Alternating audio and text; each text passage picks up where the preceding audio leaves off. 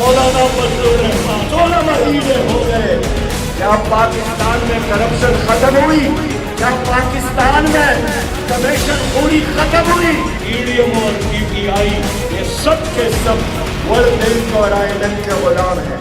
مولانا فضل الرحمان کو یہ مبارک ہو، شہباز شریف کو یہ مبارک ہو، آصف علی زرداری کو 16 مہینے ہو گئے.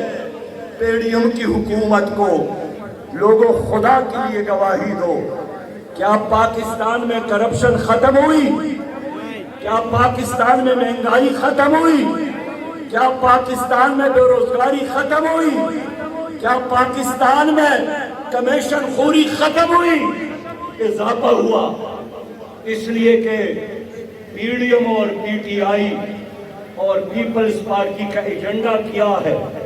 یہ سب کے سب ورلڈ بینک اور آئی ایم ایف کے غلام ہیں. یہ ایک پیج پر ہے.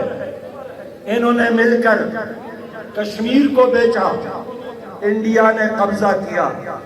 انہوں نے مل کر پاکستان میں ٹرانسجنڈر جیسے بیہودہ قوانین پر اتفاق کیا.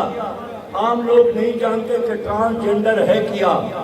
لوگوں ہم جنس پرستی کا نام ہے کہ آدمی مرضی کے ساتھ دوسرے آدمی کے ساتھ نکاح کرے تو ان کو اجازت ہے.